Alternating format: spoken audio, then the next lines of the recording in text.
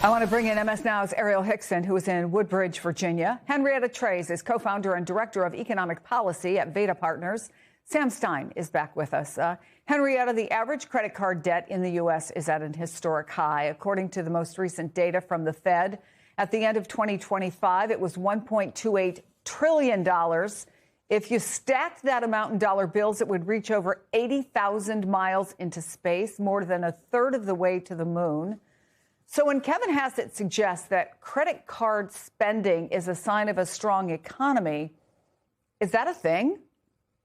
That is not a thing. I think that, like every American, you rely on a credit card when you run out of savings. So the corollary here is that savings rates are actually at 3-year lows.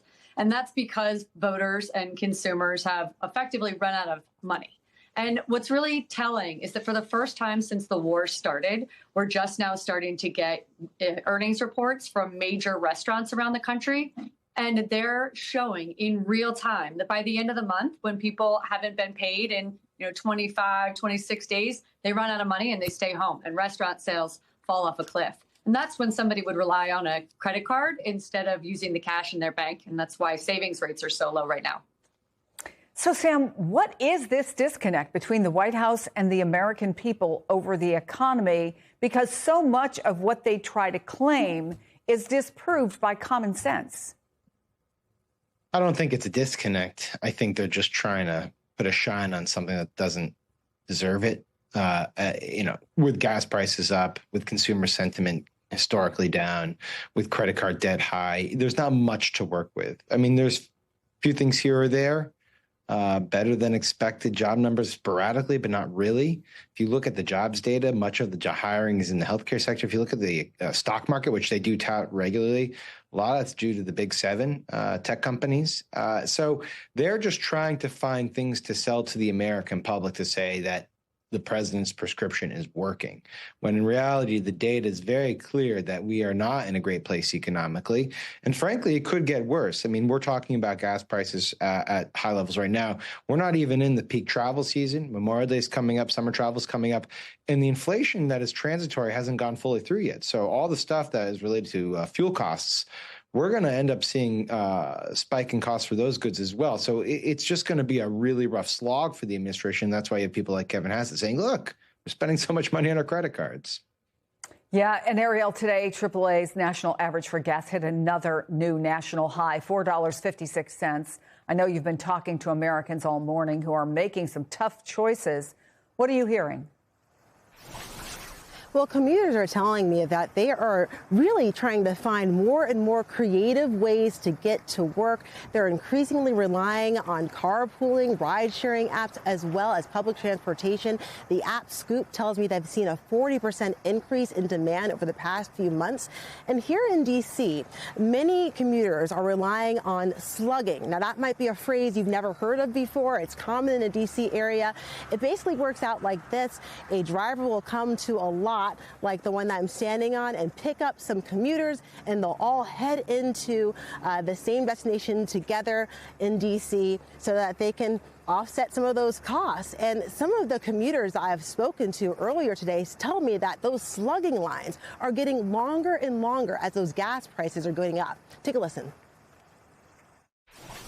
This is a lot more convenient since I can just drive to this lot. It's about 15 from my house, and then I can just go straight to D.C. To fill a tank, it's like $75. Crazy. Can't do it. So for me, I just do this route. It makes a lot more sense for me. Do you think that you're going to really focus on carpooling for the near future? Yeah, absolutely. And the way I'm preparing, I'm just getting my money up. That's all you can really do in this life. Get your money up. Saving money every way that they can. And I think it's important to note that although there are hopes that those gas prices are going to come down, many of these commuters can't really prepare for that in the future. So they are just trying to find more and more cost-effective ways to get to work on time, especially as there is that push for federal workers to show up in the office, and gas prices are once again very high, Chris. Yeah, so Sam, MS Now's Capitol Hill producer Jack Fitzpatrick chased down Republican lawmakers who just a few years ago were quick to say that gas prices were horrible under President Biden, but then contrasted that to now when, by the way, prices are much higher. Here it is. What should Congress do about gas prices at $4.11 national average? Well, there's nothing we can do. I mean, I don't like to brag about all the expensive places I've been, but earlier today I went to the gas station. Gasoline and diesel fuel and oil is a product of the conflict in Iran. How do you square that patience with impatience with gas prices under Biden when it at times is $3.30, $3.40? I don't have to square anything with you, okay? Politicians should not get a free pass on the ridiculously high energy prices under the Biden administration. Do you think that the war should stop because of this? How patient can you be? About energy prices. Just because gas prices have come down a little bit, they're still really high. $4.30 gas prices. Do you think the war in Iran has gone on long enough? Nothing to say about that. Just let me get your reaction to that, because I'm trying to figure out this sort of whole idea that I get they don't want to say anything bad about Donald Trump, but their constituents, Sam, know what's going on. I mean, what more is there to add to that clip? It says everything, right? They obviously don't want to talk about it. And even if they were to talk about it, there's really not many good answers here. I mean, the most you can come up with that I've seen is something like, well, it's short term. Maybe dial back on a Starbucks every now and then. I think someone said that. Or it's worth the price of a non-nuclear Iran. And maybe that is acceptable talking point for a couple weeks, but we're in week 10 of this war. And as everyone knows, gas prices go up very fast. They come down very slow. And experts predict that it could be a year before we're back to the sort of capacity that we had when the Strait of Hormuz was completely open.